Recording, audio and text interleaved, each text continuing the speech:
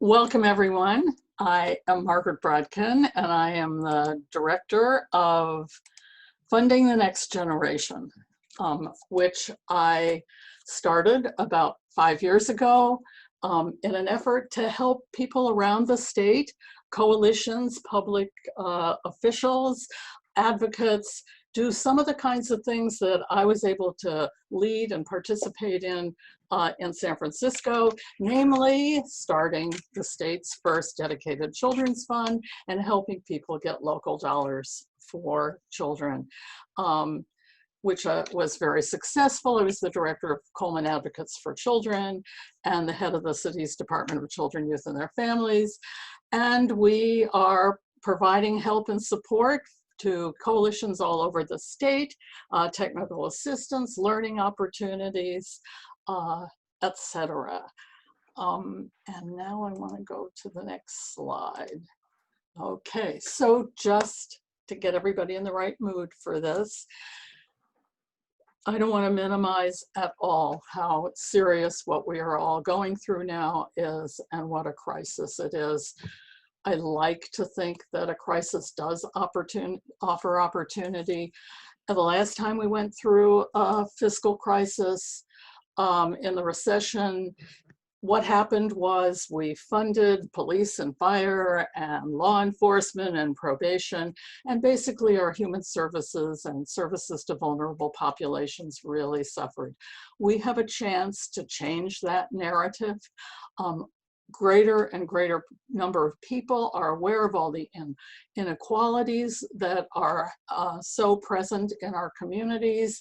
We're reinventing the idea of who is essential and finally realizing, how we have to support low-wage families. And I've noticed we have a real unique opportunity for community-based organizations to partner with local government and with schools as everybody needs to work together to make our response work. And we are going to need new health and human services in the post-COVID era. So I like to think we have an opportunity to propose creative new ideas for serving kids and to do it at the local level, because what's become apparent is that people's greatest trust is in local government. So I'm going to go through with you exactly what's going to happen this morning. First, we are going to hear about sort of what's going on with local budgets and revenue.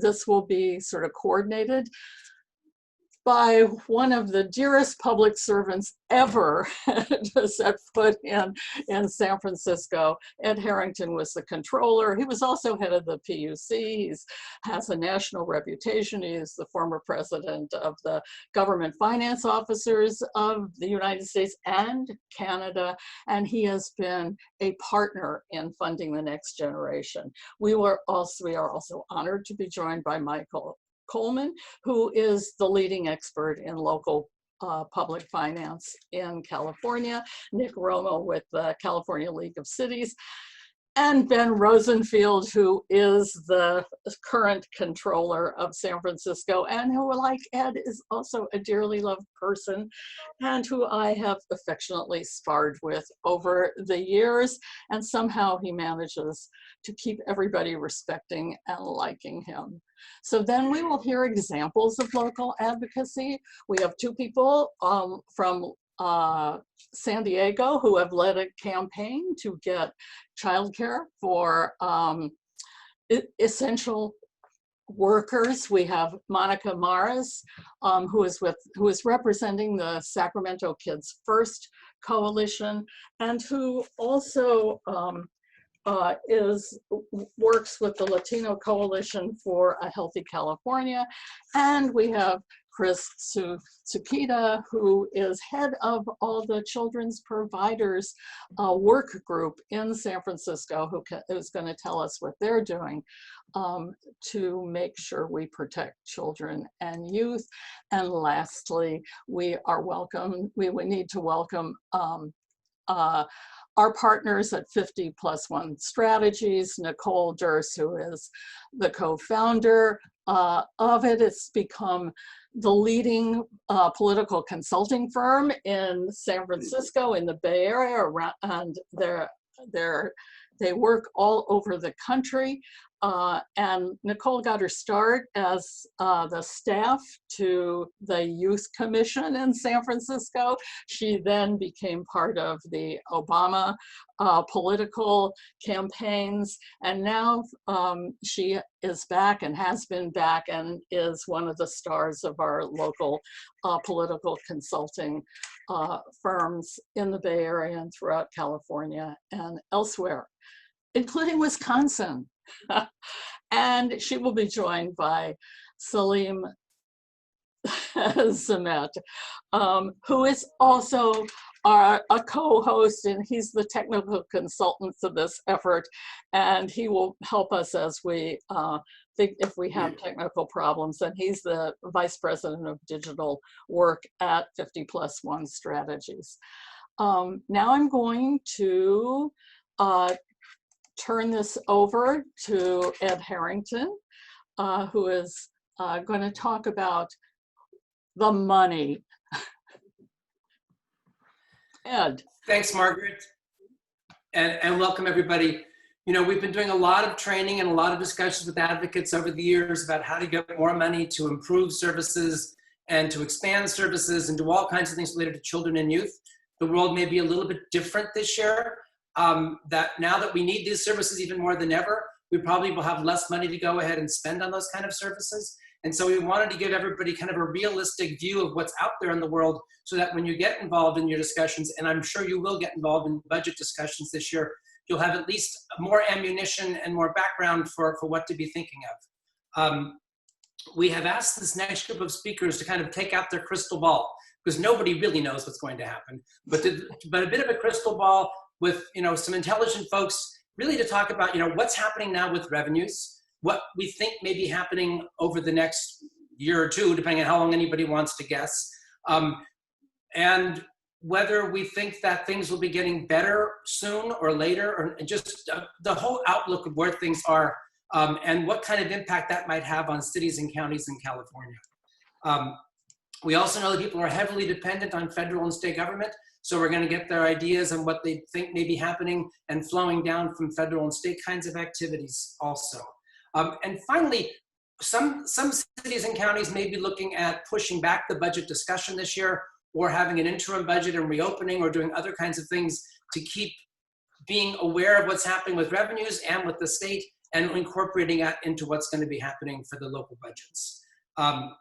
And so I don't want this to be all gloom and doom. And so I'm asking them also if they have any good ideas about advocacy, about new ways to do things, about how to take advantage of this crisis, as Margaret says, to give us those thoughts, should they have any, that those are also certainly welcome.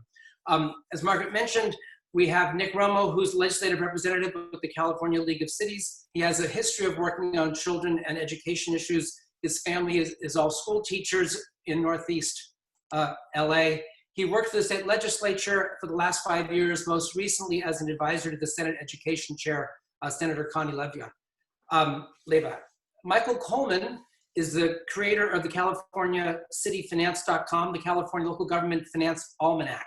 He's also the principal advisor to both the League of Cities in California and also to the California Society of Municipal Finance Officers. He has written a number of articles on all these things, and he is doing a roadshow now, basically. We saw this at the League of Cities, and so we asked him to come and share these thoughts with us also. And last but not least, Ben Rosenfield, as Margaret said, is the controller for the City and County of San Francisco. He was appointed by Mayor Gavin Newsom in 2008 to the position. He was also been the city's deputy city administrator and the mayor's budget director, so a wide breadth of both management and financial experience in San Francisco. And so we are planning on having them talk a little bit.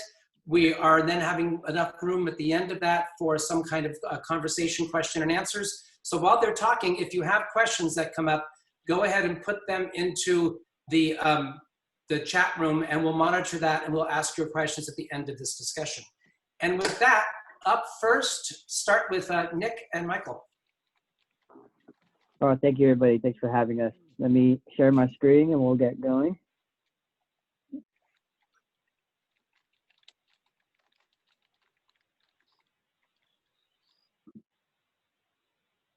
All right. Well, thank you again for having us, and I appreciate the introduction.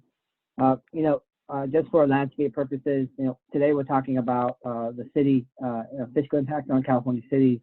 You can hear more from other folks on counties, and of course you've heard from the state. Their far wide-ranging estimates of their budget deficit, ranging from 30 to 54 billion dollars. We wanted to give you the city's perspective today. This is something that Michael Coleman has worked on over the years. He's trying to give us perspective on what the city revenue sources across the state, if you put them all together, what it looks like. And really, and Michael can add color commentary throughout my presentation. But really, what this graph shows you is a large majority on the left side, the purple, the blue, and the green. The large majority of city revenue sources are fee-based services in which there is a connection. You pay the fee and you get the service. The right side, the green here, are what's really for the purposes of advocates, and as we talked about local budgets, what's really on the table to discuss as part of discretionary spending. A big chunk of that is our property taxes, our sales taxes, our hotel taxes, taxes related to business. And I'll get into a little later what we're seeing, particularly on the right side of discretionary revenues that cities are seeing impacts to.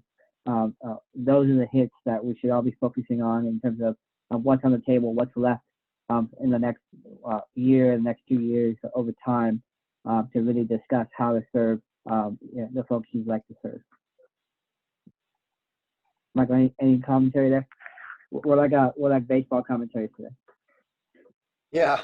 So the couple of important concepts, just to reiterate kind of what Nick was saying here. Left side of this chart, or this donut, I like donuts, I don't like pies, is earmarked funds. So these are funds that have to be used for specific purposes. And one of the interesting things about cities as opposed to counties is that there's a relatively small amount of those teal slices there, the federal and state grants, and virtually everything that cities get, and it goes true for counties as well, is earmarked for a specific purpose. Really, the money that comes from the state and federal government is virtually all given for specific purposes, and we don't have a lot of choices within the broad categories and restrictions that they give us. So the general purpose revenues are the stuff on the right side of that donut. That's the stuff that you'll find in the so-called general fund of a city.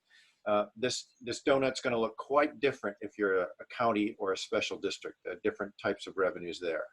That's another topic. So we won't do too much one-on-one today. If we like to do that, we can certainly come back and do that. But we want to kind of get into the crux of the emergency that we're seeing here today. We've been facing over the last few months. Now, I want to talk today about sales taxes and hotel taxes. Together, this just makes up 80% of the losses, 80+% of the losses that we're seeing across the state to local revenue. So the sales tax administered by the state, the impact, the timing to local budgets, it's happening already. It's going to be happening month over month throughout this emergency, and even more, will continue on as there's social restrictions and folks kind of trickle back to normalcy. Even though we open up the stores, as you intuitively, it won't be fully packed, right? As we go back, and folks, I'm sure they will be cautious consumers. The impact, 30 to 37% decline in the current quarter that we're living in, and part of this also has to do with changing consumer behavior as folks move away from taxable activity. To instead of going to the restaurant, going to your fast food place, we're buying groceries, many of which are not taxed items. So lots of folks becoming home cooks and bakers making banana bread. So that all that it changes the tax base as well. Declining oil fields as less of us drive to and from work and to vacation sites, and of course the shift to online sales that has a complicated mechanism. But the shift to online sales complicates the sales taxes that would otherwise go to your community locally. The hotel tax, the bed tax, a number of cities rely on this heavily, rely on a tourist destination. We're seeing 80 to 90% decline in the current quarter, and the timing of that is also immediate. It's administered locally by your city, and we're seeing this a major hit, a swift and quick hit to this revenue source. And of course, the indicators there are travel, social distancing restrictions, and again, our resort towns, our theme parks, our vacation destinations that we as Californians are so rich in, we're seeing deep impacts to those. So really, that's the end of my 101 for today. But I want to give you a key takeaways that the League has been studying over the last few months. We analyzed all 482 cities. We have 482 cities, diverse cities in the state. We also surveyed a number of our members, near 300 of our members, to give us a sense of what's going on in their city and what they're anticipating. Overall, we're facing $7 billion general revenue shortfall over the next 2 fiscal years. That includes the months that we're living in now, and the next couple budget cycles. As the social distancing orders stay in place, even to some extent, as you know, we're phasing into less restrictions, there will still be loss to certain revenues, like I said, as we trickle back to normalcy. And it doesn't account for what we've been hearing about a second wave. And so if there's a second wave, we'll be back to the drawing table figuring out what the impacts are today. Our key takeaway for you all as advocates across the state is that all cities, regardless of size and geography, are impacted. So this is not an urban, rural, southern, northern issue. This is an all city issue. And of course, those that are most severely impacted are those that have high dependencies on sales taxes and hotel taxes and bed taxes. And so it's something as an advocate at the local level, we can kind of get a sense of your budget documents for the city you're talking to. You look at sort of what percentage of the general revenues are made up of sales taxes or bed taxes. You get a good sense of the impact that you're facing. Important for us as advocates that we try to find new services. I'll be very quickly with the next few slides, but essentially the data bears out that no matter the size of your city, the impacts to services are pretty daunting. This is what you're looking at here is percentage of cities that are reporting cuts or decreases to public services. And this includes, on the next slide, you'll see public safety, planning departments, public health, and straggling on because it's necessary here. But really also a huge hit to parks and recreation. I'm not sure it's on this next slide, but it's really up there with at 90% level of impacts to services. So what you're seeing here in this slide, left to right, small cities to large cities, you'll see there are some differences here, but really deep impacts across the board, no matter the size of your city, to core services. And again, I apologize, I didn't plug back in, but what you should also imagine in each of these charts, each of the city sizes, is parks and recreation and other sort of social services that cities do provide, less so than counties, but we still provide some of those. We should see those at a pretty high level, the 80 to 90% level across the board. And we're worried about that. And very quickly, this is having an impact on our workforce, and that has lots of domino effect issues as we have less folks that can serve our city, less folks to be at the permit counties, less folks to work in our Parks and Rec department, and frankly, a lot of our social services and Parks and Rec are staffed with part-time or seasonal employees, and a lot of those folks are going to face a really difficult time throughout this emergency and the economic crisis. So as I was thinking about today and what Ed and Margaret wanted to talk about in terms of advocates and putting on my hat and seeing what I've been thinking about what I've been seeing across the state from our cities and how they're responding to the current emergency. Really, I think Margaret's correct that this is a time for creative partnerships as we all work together back to recovery and through the recovery process. We're seeing our cities having to do things that they've never really done before. And some of the stuff has been really situated with the counties of the state and really it's knocking on our door, having to provide services to our students like wireless hotspots, childcare for our workers and from the city workers and particularly low-wage workers. So how are we going to get back to normalcy without having childcare? And it's a real focus for student and family meals, of course, small business loans, homelessness supports, promoting local nonprofits, So really, one of the things that I'd like to say today from the city perspective is how, as advocates, can you plug into the city efforts or help bring proposals to a city that are cost effective, that are local, that can really help each other be symbiotic and as we recover. Because even if the governor or whoever it may be opens up the economy again on paper, we all know that in reality there's going to be difficulties, particularly for our low wage neighbors. And so how do we, in a cost-effective way, both short-term and long-term, partner up, while also understanding that there's going to be a road to the budget recovery and ability to spend significant amounts of money or the lack of ability to commit long-term funds. How do we work together locally? And I really believe that pretty strongly. And we're seeing that bear out in a number of cities. You go to our website, you can see a number of our examples. And lastly, I couldn't do this without saying that we've created a broad coalition of folks, labor, business, nonprofits.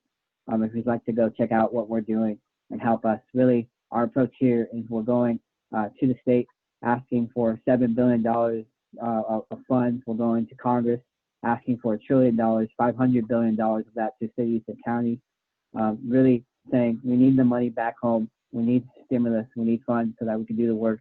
And once it's here in our local budgets, we can work together to figure out how to best spend that money. That's all I have.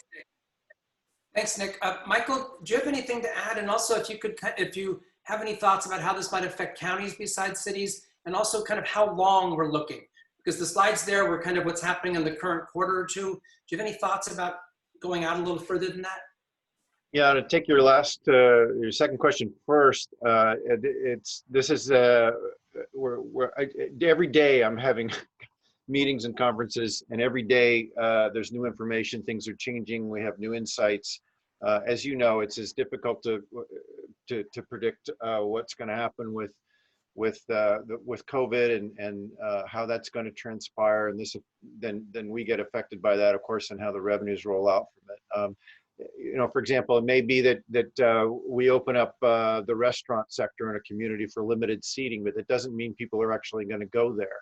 So it's not just whether government actions, it's whether people take them up. So we're studying this carefully to see how things are rolling out in other states and things like that, and how that's affecting, then translating into revenue recovery and those kinds of things. But it's a rolling experience. And Ed, you mentioned that we may be doing more frequent budget processes throughout the year. I really expect that this is going to be essentially an open budget. We'll have to adopt budgets by the beginning of the fiscal year, which for most cities is July 1st, and counties and local governments July 1st. But it's going to be a continuing iterative process as we see things change with budget amendments as we go. I would think at least, if we can be organized, at least quarterly, we'll be looking at budget revisions with new updates of revenues and possible being able to bring things back or having to make it further reductions if things are more dire. So it's gonna evolve. So that's the first thing. Let's see, what was the first part of the question? And maybe we can go to Ben and get his thoughts on this too. But it was really, we've talked a bit about cities, but the effect on counties. Yeah, of course, San Francisco is very unique, and I'll let Ben speak to that. San Francisco is very unique, but counties, of course, are primarily these social service providers when it comes to health and human services, medical services, care to the needy, and it's much more widespread in counties. The impact when it comes to social service impact. So I'll let Ben expound on that. Sure. And I can start with just a couple observations about how we're feeling all of this in San Francisco. As Nick said, we're, of course, immediately feeling this very sharp loss of tax revenues, especially in certain taxes. To give folks a sense of that, here in San Francisco, our hotel tax, which is an important one for us, we generate about $100 million a quarter in hotel tax in a typical quarter that we've had recently. We're probably on track to have about $5 million in hotel tax for the quarter we're in. So just this immediate evaporation of some revenue streams. To put that in a little historical context, we will lose more hotel tax in 3 months of this year than we lost in the 9 months after September 11th occurred in that fiscal year.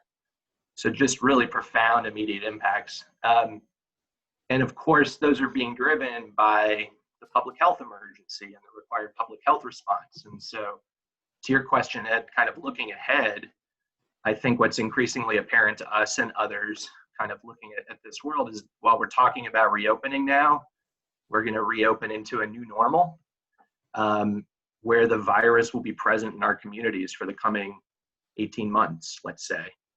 And that means that kind of economic activity as we see it's going to be depressed for quite a while here. We're expecting that our recovery will be slow, but that will start later this calendar year. Our current working projections say it'll take us about 3 to 4 years to get back to the revenue numbers that we had just about 3 months ago. So while there's this kind of immediate sharp loss, we really do see a kind of slow recovery ahead. And I think that's echoed in what you hear from the state and what you're hearing from a lot of national forecasters at this point. Another thing that feels different to me this time versus other past recessions I've been through here in San Francisco is that you have really profound revenue problems. And then you have this moment though, where there are profound new public service requirements, even more than typically occur in a recession. So we're planning to set up entirely new government service lines here that didn't exist, or I didn't even know they existed as possibilities 3 months ago. Things like contact tracing, vast community surveillance programs, INQ quarantine beds necessary for the homeless and others that can't shelter in place. And we're working on what that looks like for the next year or two, but I'm expecting that the cost of those new programs we create are probably going to be more expensive than our park system and our library system combined, just to give you a sense of the scale. So we've got these really significant revenue losses while we're going to have to create very significant new programs as well. I do expect that some of the losses we're feeling on revenues in the short term as they recover are going to be replaced with longer term revenue losses for others. So hotel sales, parking tax, those sorts of taxes we're losing today. Worried in the longer term about things like the value of commercial property in San Francisco in a world where telecommuting becomes a new normal, and you see kind of less demand for office development in the city. Or we have a business tax in San Francisco that's largely based on payroll, and it's payroll where you are working. And to the extent people are telecommuting from Alameda and San Mateo and other ways, we're going to have this kind of exodus of our tax base out of it if that becomes kind of a longer term challenge. So, kind of a really unique moment, obviously. I was thinking, I'm used to being advocated at as opposed to advocating for. So this is an unusual hat for me to try on, but a couple thoughts for the group. One is there are going to be politically difficult choices that boards of supervisors and city councils and others are going to have to make this year. They will involve layoffs, taxes, and those sorts of things, and that will be hard. But I do think this is a moment for youth advocates to advocate for hard choices you would like to see, as opposed to those you would prefer not to see. So, for example, I know there will be a debate here in San Francisco about completing the closure of our juvenile hall. That's a significant cost savings. So taking the opportunity to advocate for those harder choices that you'd like to see made, I think that's one. I do think there's, as I talked about these new programs that everyone realizes will have to be in place to allow kind of our economy to reopen and us to return to some new social norm. Defining childcare as part of that picture feels profoundly important, I think.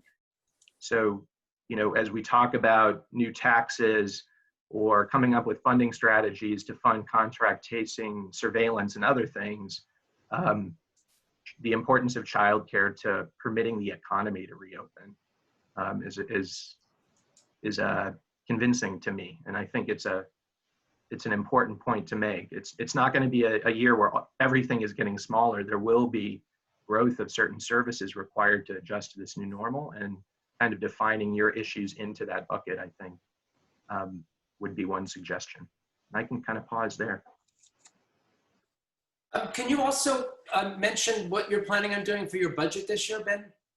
Oh, sure. We delayed our budget process, so we're kind of adopting a placeholder budget in San Francisco to carry us until October. And the mayor and board are going to kind of pick up the budget and adopt a budget for basically the last 9 months of the fiscal year in September. And as Michael said, I do expect it's going to be kind of an iterative process here, where there's so much unknown in the world. We'll make our best estimates for adopting a budget, but I think everyone, or most of us, understand we're going to have to be revisiting it every quarter or so for a while. Yeah. Is it, collectively for the three of you, is it safe to say that, this is a global statement, most counties tend to have more local taxes from property taxes than from hotel and sales? Those taxes tend to be more in cities. And so the city hit would be pretty dramatic and immediate. It may be less so for some counties, but as counties start to go out, we get the property tax effect that you're talking about, that if people bought retail buildings or hotels or other things in the last few years, and therefore their assessed valuation is pretty high, you can imagine them coming in for assessment appeals and those kind of things. But that could take several years before that really starts to flow through. Does that sound right? Yeah, the property tax effects we really won't see for a couple of years. And there's another big shoe to drop in a couple of years too, and that's the downturn in the investment returns in the CalPERS retirement system, that we won't see those hits, but they could be significant for a couple of years yet. But the property tax impacts are really unknown. They're likely to be more mild, I think, overall. We hope, the recovery will come through in time, but because of the way the system occurs, it takes time to assess and to pay and to collect those revenues. It takes a couple of years to see those. So as Nick was describing, the most immediate impact is in the area of these hotel taxes and sales taxes, but also in terms of recreation fees and those things for services that people are just not participating in. And so the impact on different cities, and I think this is to an extent true for counties as well, it really depends on how much they depend upon those particular kinds of revenues in their particular economies. The smaller communities may or may not be highly dependent upon that, one or two diner or something in that little town that brings in a lot of sales tax revenue, or maybe entirely a bedroom community that's mostly property tax revenue is not affected in the same way. Mm-hmm. That's kind of, when I think about our revenue streams, I'm thinking what feel like our city revenue streams as a city and county are the ones we're really suffering in the shorter term, and property tax and kind of a county revenues as a county revenue source will lag. Of course, counties get a lot, I think counties are more reliant on state and federal revenue than cities by and large. And so I think the risk for counties, at least the peers I'm talking to at the moment, they're mostly concerned about cuts that will be required from the state, given their own financial problems at the moment. Not that cities face those challenges too, but entitlement programs, welfare programs. Not nearly as much as counties. It's huge for counties, the dependence on the state, yes. Mm-hmm. So let's talk a bit more about that, what we think may be happening from federal and state sources. And as part of that, I'm going to also ask Elizabeth Gaines to jump in, because they've done a lot of work in terms of federal kinds of things. But first, on the state, do we have any idea, I guess, number one, what's going to flow down from the state? We know education cuts, but other kinds of cuts. And also, do we know anything about the formula for how the CARES money that the state got for the state and for smaller cities and counties, how that might flow through? So anybody that willing and able? Sure, I'll start. And this happened over the last few days. The state has decided to propose that $1.3 billion of their about $9 billion that is available to the state from the CARES Act. 1.3 billion of those dollars they're going to share with the counties for public health and a variety of other things. $450 million they're proposing to share with all 476 cities, excluding the 6 cities that already received direct allocation. So 450 million for cities. The thought right now, the proposal is that 50% of that fund, 225 million, will be allocated by population to the cities that are between 300 and 500,000 in population size, and the other 50% will be shared with the rest of the smaller and medium-sized cities. So we're still analyzing the impact of that and how that will work for us. So that's the latest on that. And of course, as you've seen in the HEROES Act that was passed by the House, it's gone over to the Senate, and now we wait in Mitch McConnell's Senate what will happen, and becomes uncertain day by day. Thanks. Elizabeth, did you want to join this conversation? Sure, and I'd be happy to throw just one image up on the screen if somebody wants to stop sharing, and I can share an image that shows the consolidation of new federal funding in all the 4 acts that folks should just know about. And in most cases, like you say, you're going to have to advocate through your governor's office or the various agencies. Let's see here. Nick, can you stop screen sharing? Yes. Just for a sec, I just want to show one image. It's easier than rolling it all. Yeah. So here we go.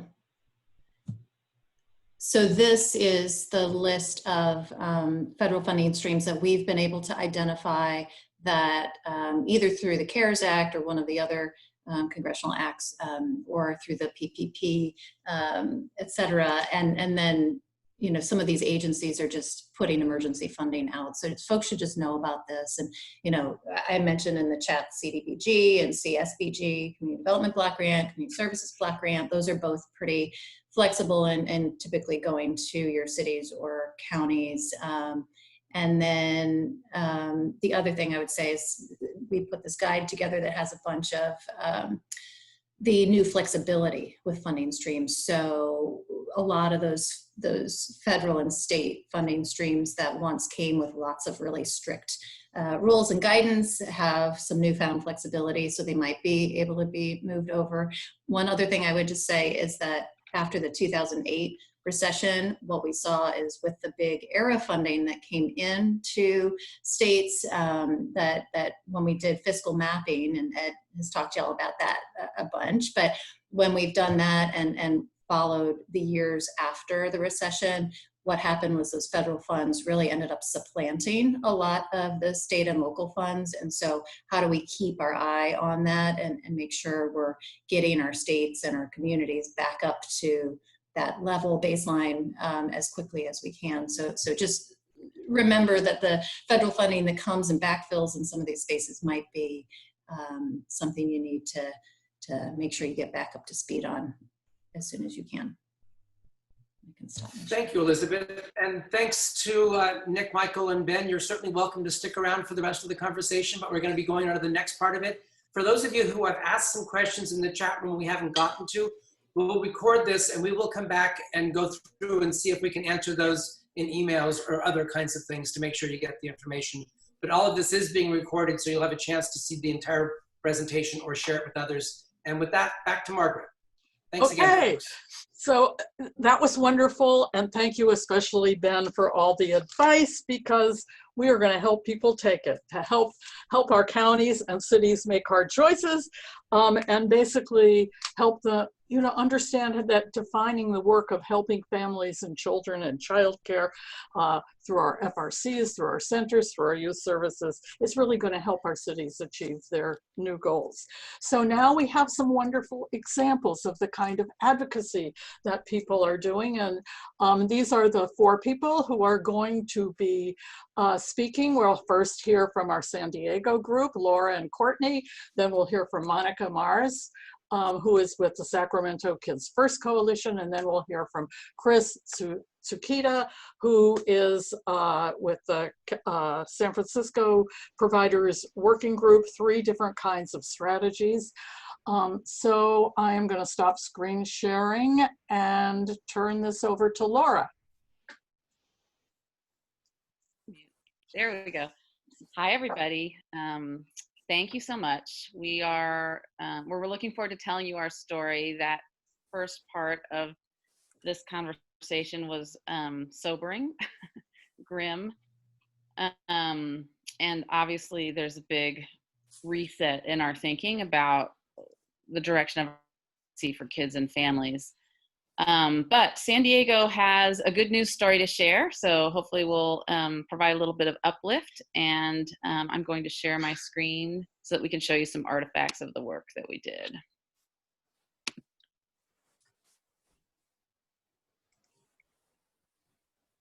Great. So, we've had a really great experience of coming together in the early childhood community and getting support from our local governments that my friend and colleague Courtney will share.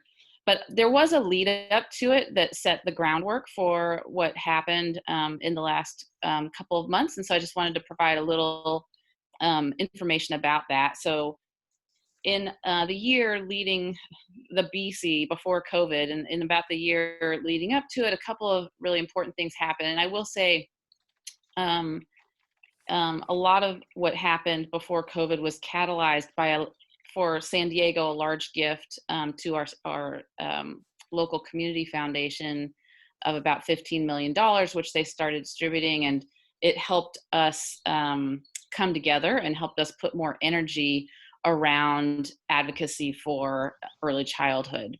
So two things that happened that we wanted to highlight. One is that a group of the childcare community leaders and myself and the foundation came together and formed an early childhood education coalition.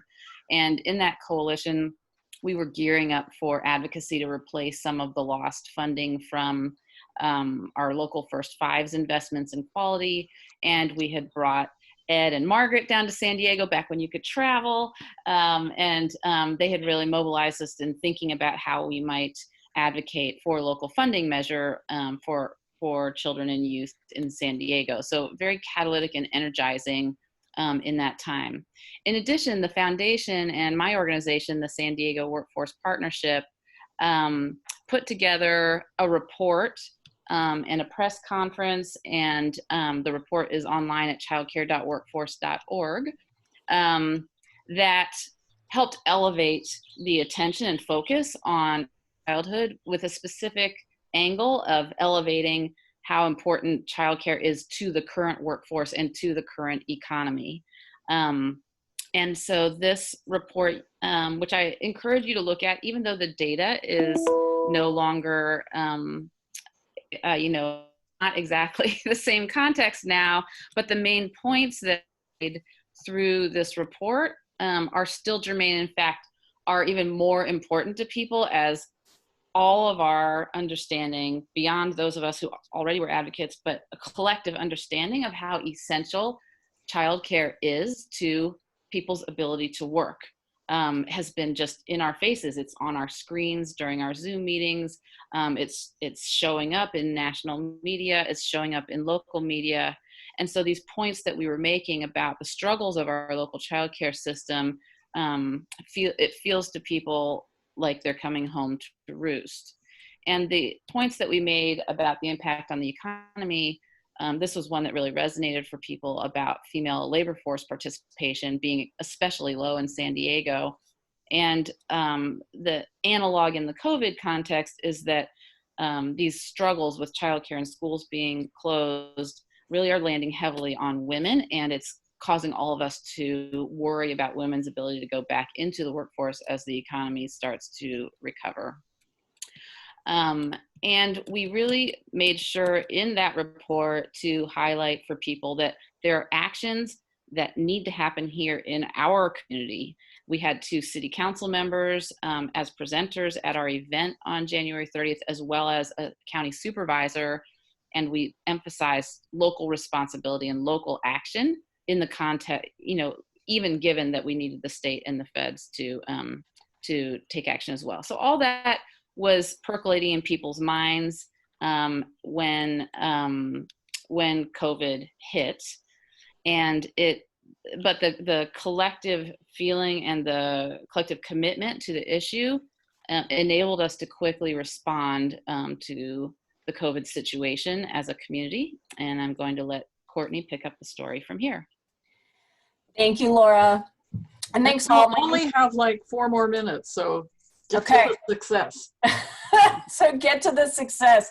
So as Laura mentioned, you know, we had a lot of momentum going into COVID, and it was probably just a weekend where all of our coalition members felt dizzy, right, in assessing what's happening. But we found very quick focus, and as early as March 16th, we jumped together on a call to really assess what is needed in our community for working families and for childcare providers.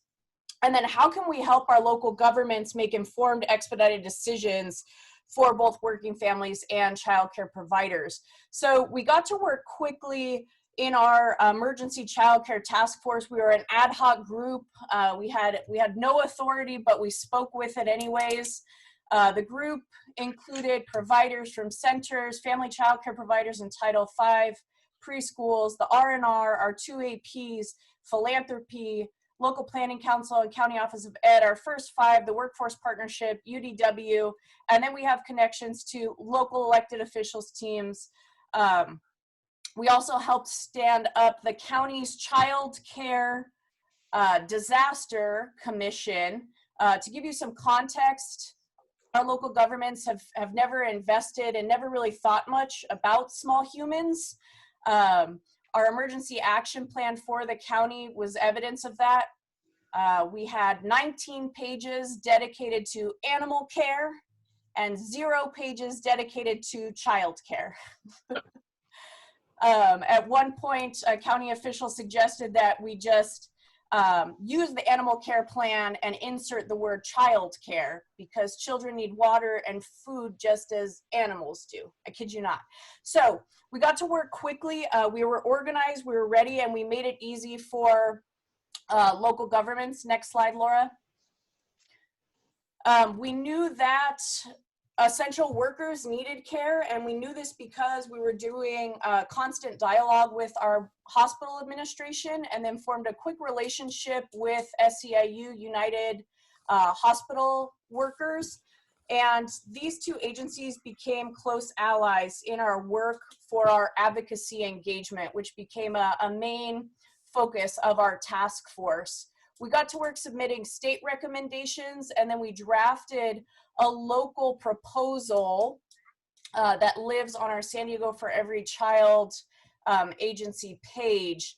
And this was both a systems analysis of what was happening around childcare, what the need was, and then a really thorough, well thought out plan for how the county government could invest $5 million to support as many as 3,000 working families in utilizing the existing alternative payment infrastructure to get childcare vouchers to providers that families chose. So they liked the allure of family choice and being able to bring in family friend or neighbor or babysitter.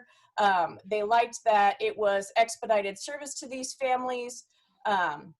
And we used some really strong communications and media outlets to bring this plan to life as well. Next slide. Laura hosted a press conference, which was a great first step in our advocacy around the proposal. In it, we had essential service workers tied to hospitals give testimonials, and we also had the hospital administration's CEO speak. We were Zoom bombed in the 26-minute with some loud Russian pop music and some X-rated pornography, but we carried on, and people continued to speak about this need for childcare, and the presser actually worked to our advantage. It was really with the persistence of our union partners that finally Supervisor Fletcher from our county board of supervisor picked up this proposal and started running with it.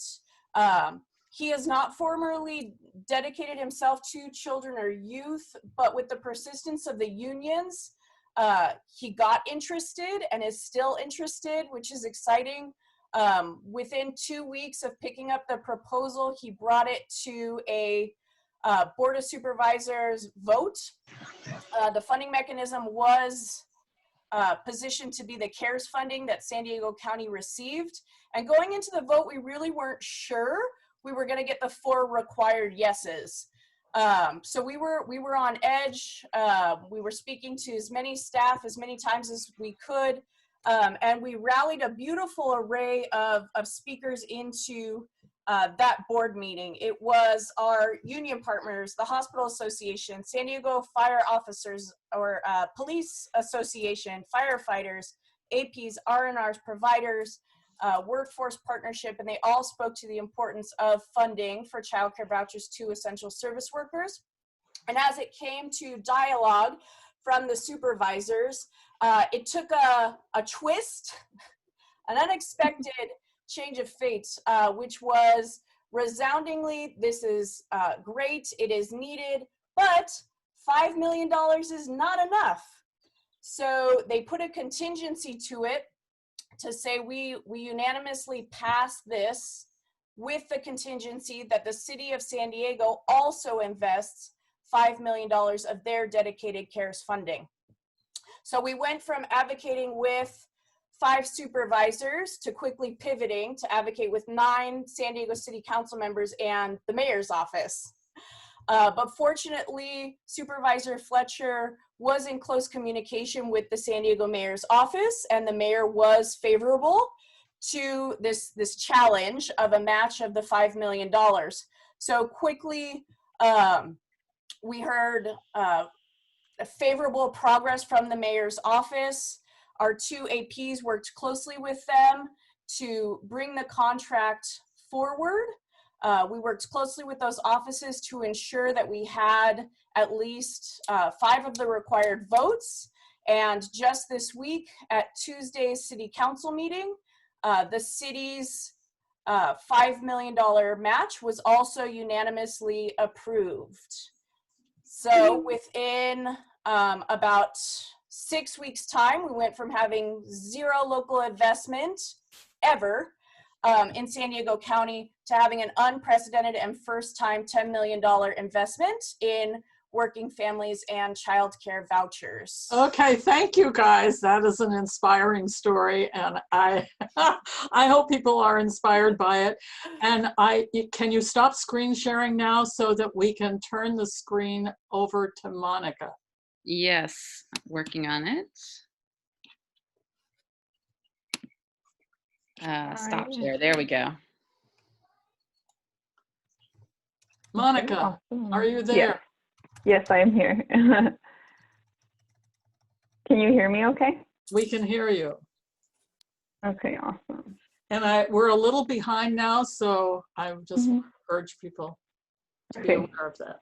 Yeah, this is why I made the slides, because I too need to keep myself in check. So hi everyone. First and foremost, I definitely want to thank you for taking the time to join today, and I sincerely hope that you and your families are safe and healthy.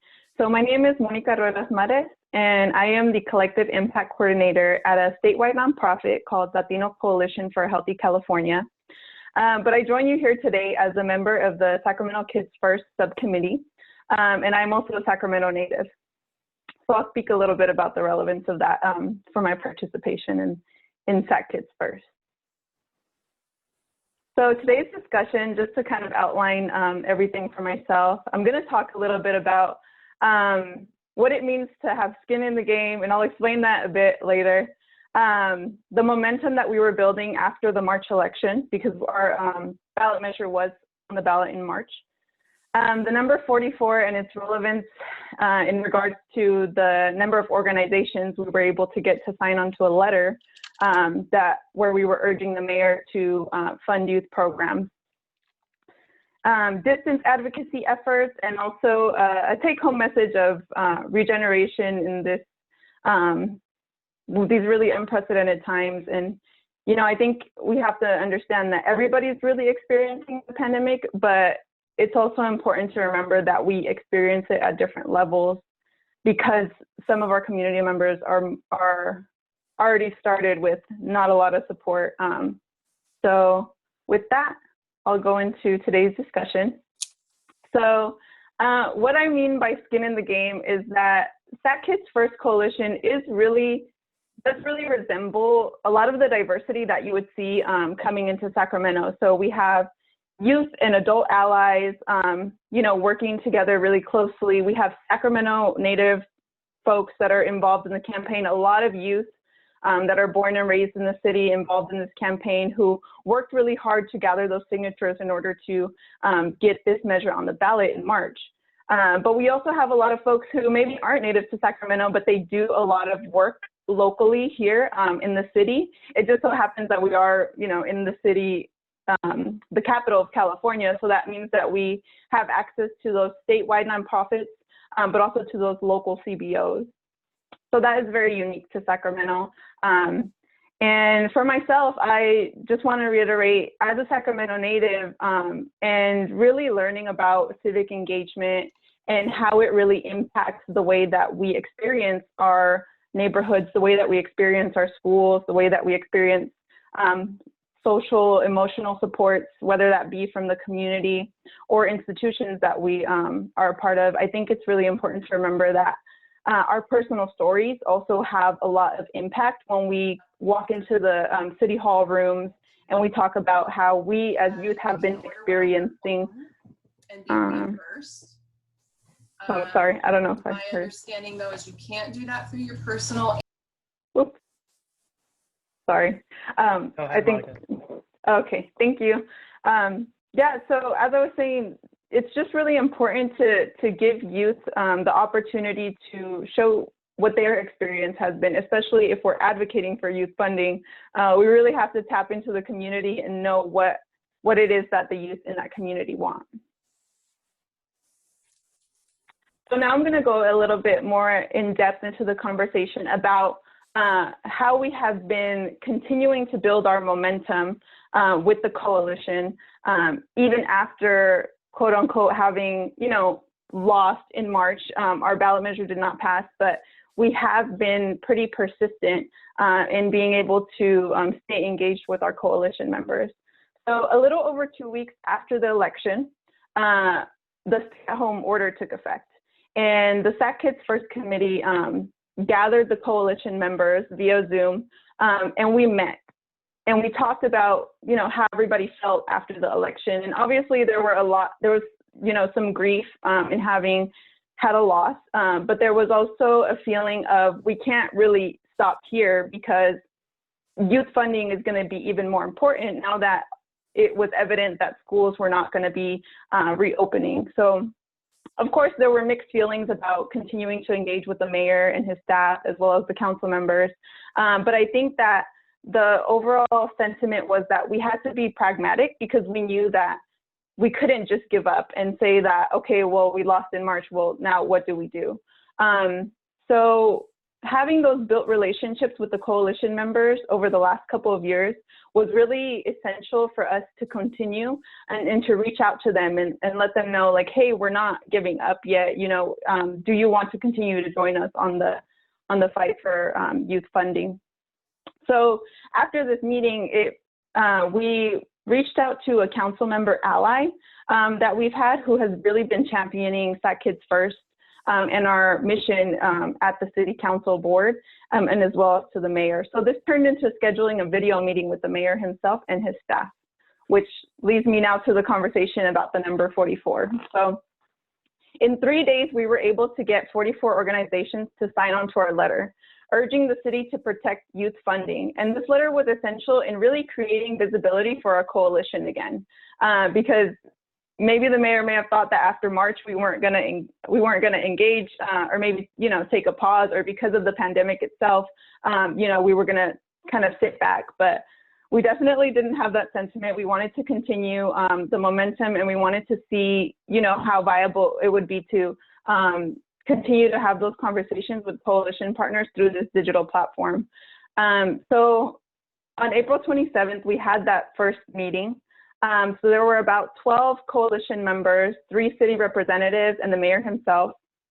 And I, along with a couple of youth Sac Kids First committee members, facilitated this meeting where we advocated for 4 areas of youth funding. So the first is the summer pop-ups, and those are just, the summer pop-ups are funding that go to local CBOs in order to host events around the city. So whether that be like and now it's digital, right? So whether that be like a digital town hall for youth to express, like do poetry or art or things of that nature. So we want to keep those. We want to keep the free RT, the free regional transit that Sacramento implemented, that gave youth the opportunity to ride buses, our light rail system for free during school year and as well as over the summer. And we also wanted to keep youth summer and year-round jobs, as well as summer rec program jobs. So that's in our letter, we highlighted those 4 areas. So we did remind the mayor of his commitment. He had kind of an opposing campaign in March, right before the election. He stated that he would be creating a ballot measure that would be better than the one that we proposed. So, you know, we came into the meeting understanding that we may have different ways of approaching the same goal. So we didn't want to have the sentiment of we're on opposing sides. We definitely wanted to build the allyship, especially in that meeting. So now, in summary, our distance advocacy from March up until now has been strategy meetings with our ally city council member, meetings with the mayor and his team. We created that sign-on letter where we clearly stated what we were asking about for now, leading into the summer, as well as in the future. So we have been following the city hearings that have been happening, or the city hall meetings that have been happening, and we've urged our coalition members to send in their public comments via email. And we actually have a follow-up meeting with the mayor today at 1 p.m. So we'll have some more updates after that. So I wish us luck at 1 p.m. So in closing statements, in the days leading up to this meeting, I really was thinking intentionally about my take-home message and what I would want to let folks know, especially since I know city folks are here on the call. And I know, you know, Sacramento, SF, LA, we're all different cities and we have different populations, but there are some common messages that I think we can learn, especially now in this time. So regeneration was the word I kept thinking of. So there's no denying that the reality of the current situation is tragic, right? To our communities first and foremost, but now we're also seeing the economic systems that are woven into our infrastructures have that impact. And so organizing, you don't need a big budget to begin organizing, especially if you have youth who are passionate about something. Obviously that builds with time, but at the moment, we understand that the city's top priority is the safe and health of our community. But therefore, now more than ever, it is time to form alliances with our cities and our counties. Because even though we may have different strategies of how to get to that same goal, we need to identify those common values, which are going to be key in building that sustainable movement moving forward. So, you know, regeneration is the process of renewal, restoration, and I really think that this moment gives us the opportunity, this pause gives us the opportunity to continue our advocacy in ways that are more intentional, because we noticed that the systems that were in place hadn't been working, and we want to make sure that we are at the table. So that's why we keep reaching out to the mayor for those meetings. And we want to make sure we are part of those conversations now and moving forward. So thank you, Monica. I want to move on, but that's a fabulous story. We want to hear about what happens with the mayor at 1. If you can stop sharing, then we can stop the screen sharing, excuse me. Then we can move on to Chris Tsukida, who is going to tell what the nonprofit providers are doing in San Francisco. And Chris, we have gone way over our time, so to the extent that you can summarize, that will be great. And I am going to try not to be rude, but I think, you know, I'll stop you if we don't have enough time. And by the way, we're going to send all the fabulous things that Chris has done out to everyone on this. It will be included with a recording of this. Are you there, Chris? You need to unmute yourself. Sorry about that. Thank you, Margaret. Again, my name is Chris Sakita. I'm the co-chair for the Service Provider Working Group, and my preferred gender pronouns are he, him, his.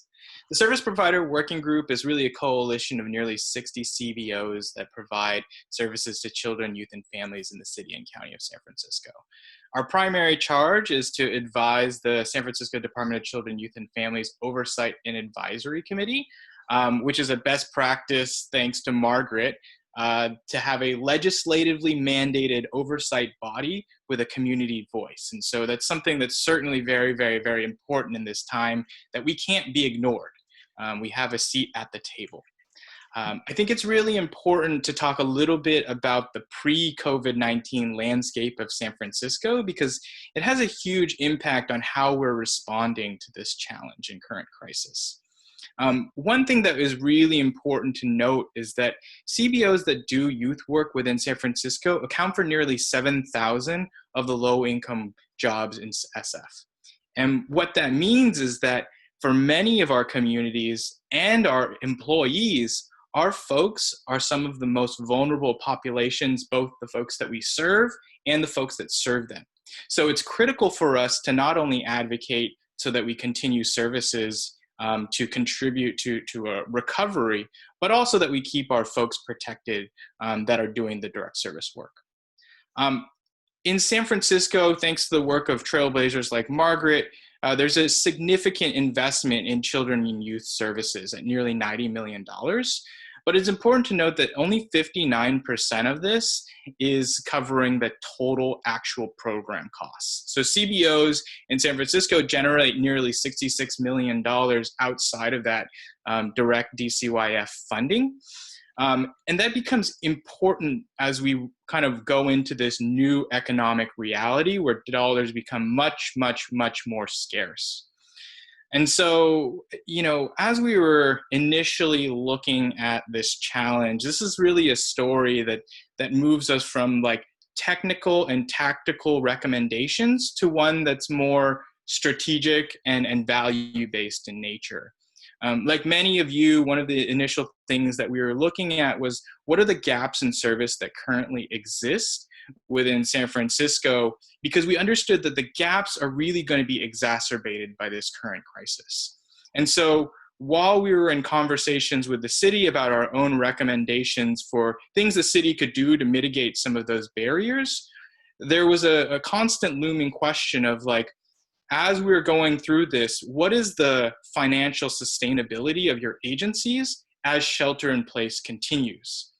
And initially, we didn't quite understand what the impact of COVID-19 was. And we recognized that we really had to do some of our own research to find out what is the actual problem that we're trying to address, in recognizing that we need to have CBOs maintain their own sustainability throughout shelter in place so that they're there at the end to provide services in recovery.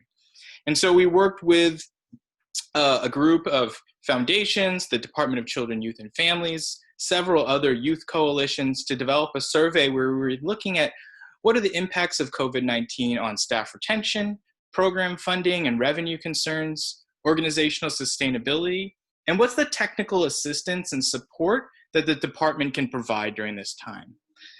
Our initial findings were that, probably similar to many of you, that the loss of non-city funding for our agencies was significant. Over half of our survey respondents reported that they may have to close their doors due to losses related to COVID-19, mainly due to losses in fundraising revenue and program and service fees. So within the year of just the 30 or so agencies that responded to the survey, we were already looking at $6.1 million of losses in revenues. So that was a very, very, very eye-opening statistic for our department partners. The other findings that we found, which were just as important, was that agencies really needed support navigating emergency funds and loan options. And agencies really needed to ensure that because of the loss of some of these unrestricted dollars through fundraising efforts and program service fees, that there could not be any delays to disruptions in cash flow from reimbursable contracts with the city and county. And so we offered a few technical and tactical recommendations to our city partners. To minimize the gaps in cash flow, we advocated that they increase the flexibility with invoicing practices and budget modifications, which the city gladly did. And they actually made our budget modifications not due until the end of the fiscal year, which is really wonderful. We also asked to accommodate for potential loss of revenues in order to support the administrative functions that really support our agencies, to ask foundations to release funding restrictions, and also increase the allowable indirect costs through our government contracts, which we haven't gotten much traction on yet. But if Ben were here, I'd be winking at him right now to say that that's something that we still really need. And then finally, I think the more recent efforts that we're trying to accomplish that we hope to gain some traction on is to ensure that the grantees are getting the appropriate technical assistance in order to access all of the different types of federal and state funding related to COVID-19, and to talk with the city about how do we leverage these emergency funds to cover immediate expenses so that we can either carry over current grant dollars through the city into the next fiscal year, or extending the current fiscal year deadline so that we're really maximizing the multiple pots of money. If we're going to use our PPP, FEMA, and CARES dollars now in the moment while pushing our city funds into the future, where we recognize there's a huge budget deficit on the horizon for 2021. So the technical options, I think, are ones that we can definitely put forward, and it's really easy for the city to say kind of yes or no around. And we recognize that for coalitions such as ours, one of the biggest challenges when faced with such a large deficit is that the process of advocating for certain services that are more important than others can be a really tricky situation. And we know that we need to do this together in order to be successful. So our strategic approach to having a conversation around budget cuts and the impact of this crisis was to actually think of, like, let's talk about budgets not from the perspective of services and programs, but from the perspective of values and principles that we can all hold. So we as a service provider community came up with some shared principles about how we can go through this process and what are the values that drive that, so that we're not being pitted against each other and we're working in community and in conversation with the city partners so that it does not become a rat race, because that is one of our big fears, is that we are going to come out of this more fragmented than when we came in. And so in order to really maximize the platform that we do have, I'm not going to talk through all of the process principles, but I'm sure Margaret will share those with you. What we recognize is that we can't stop this work at just the department level, and we do have to engage in the board of supervisors as well as the mayor with these ideas of how do we move forward with a shared set of values. Like many of you, this is all sweat equity work, and we don't have the capacity to go to every single city department and every single member of board of supervisors. And so we've actually been in conversation with other coalitions within San Francisco. In San Francisco, we have a coalition called the Budget Justice Coalition, which is a coalition of coalitions. And so we've actually elevated these process principles to the Budget Justice Coalition, who has now adopted them. And our hope is that they can use their broader influence to galvanize a whole nonprofit CBO community to approach department chairs and board of supervisors with a shared message that we're not going to be pitted against each other. We're going to be approaching this from a values perspective. And this is a conversation, not a top-down approach, because really our relationships and understanding of the work on the ground is going to be vital for us to appropriately allocate funds to speed this recovery as quickly as possible. And, I think most of us in the nonprofit field do not think that austerity measures are the way forward, but we recognize this is going to be a very, very difficult time even in order to pay out contracts with a deficit as large as it is. So the main thing that we need to do is we need to stay in community, we need to stay in communication, and we need to stay in conversation. So that is an inspiring end, Chris, to this, this section of our webinar.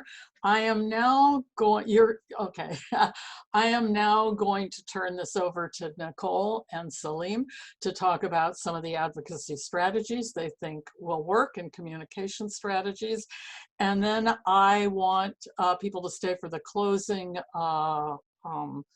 slide. And I also would like to say there are a lot of questions in the chat about the federal dollars, and we will be working with Elizabeth Gaines from the Children's Funding Project to do a separate webinar just on what's happening at the federal level for children and families. So, Nicole.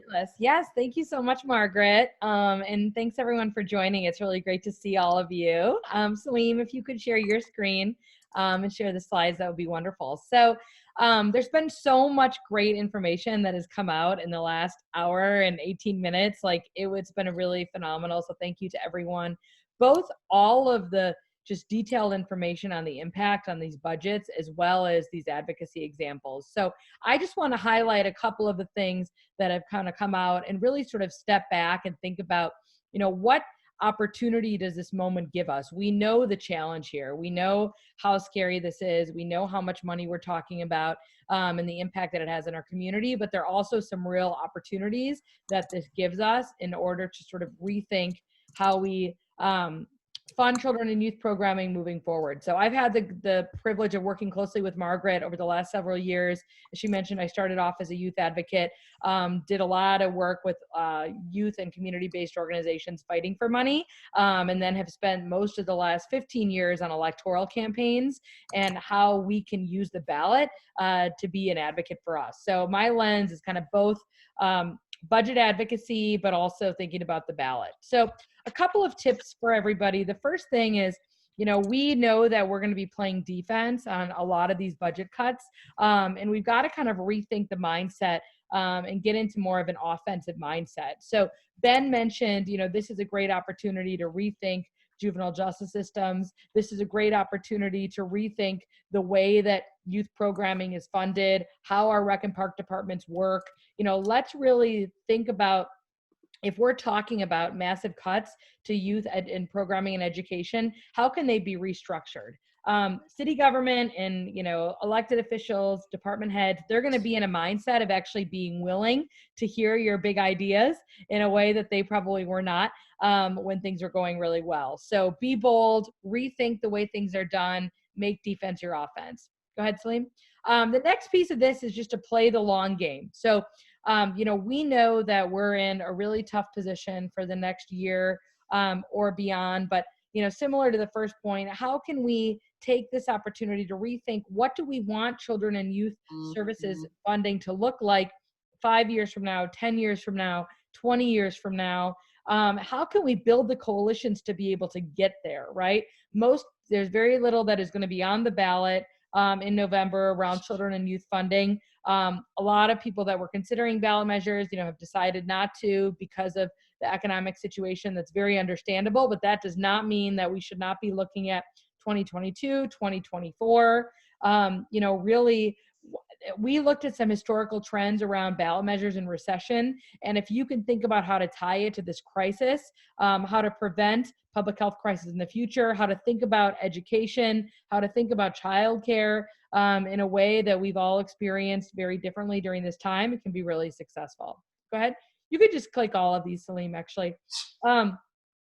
So the other piece of this, and Chris actually talked very well about this in San Francisco, is expanding the coalition to grow your power. Because if we are all alone as children and youth advocates, we're going to be one voice of many that is fighting to say, we need to save our healthcare dollars, we need to save, our public safety funding, et cetera. So the more that you can be part of a larger coalition that says, we're the People's Budget Coalition, or, we are the Future Coalition, get creative with, the work that you're doing here, because if you can be a part of a coalition that's helping to reframe how we think about the next phases and the next steps of our funding, you really can help drive the narrative and actually drive the policy. So grow the coalition. And then finally, as I mentioned, you have to connect to this moment. So we have to be real about what people are experiencing right now. Nora and others mentioned this, like,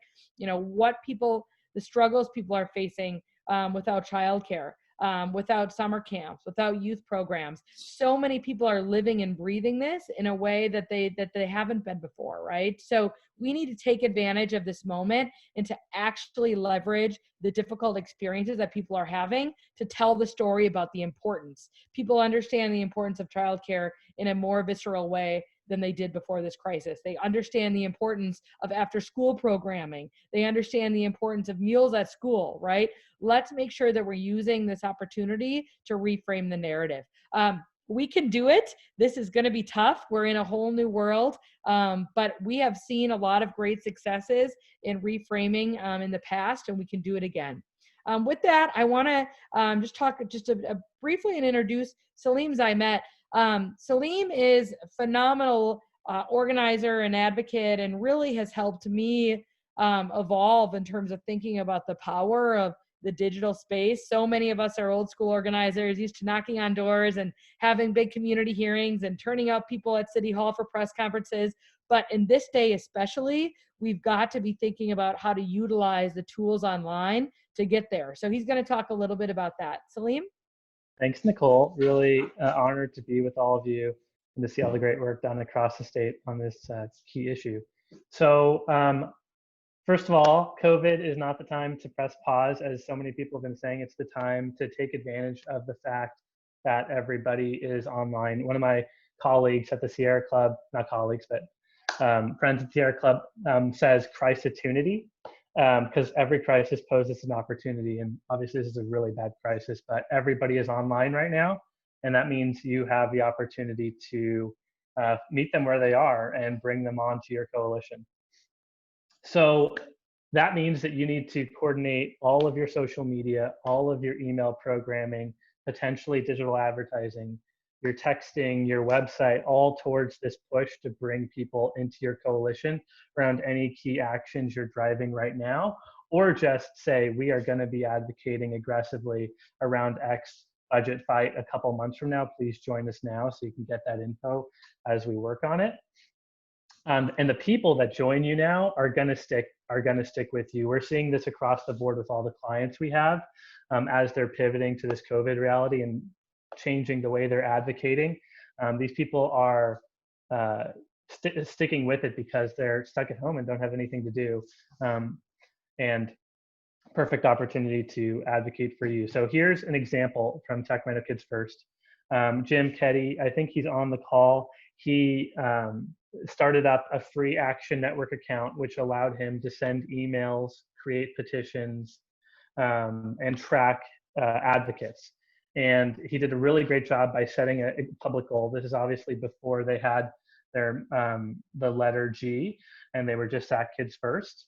And you can do the exact same thing if you go to Action Network right now, and there's a ton of free tools that make this either free or very inexpensive for you to capture people's interest. And here's an example from Jim where he sent an email asking people to sign a petition, and he had a public goal of asking for 1,000 signatures before a specific city council meeting. So it's a great approach to steal from Jim, and a great tool that you can use to capture that interest right now and drive action. Action Network also allows you to do things like emailing specific legislators or driving petitions to a specific legislative body. So highly encourage you to check it out. And the second thing you do is join Funding the Next Generation's online efforts. Margaret and I have been working on digital actions across the state. There's this beautiful poster and landing page, and we're going to be pushing this out to more folks. People are understanding that this funding children's programs are more important than ever. So we're going to be growing that list of people who want to do that across the state. And if you want to partner with Margaret and us on that, please let her know.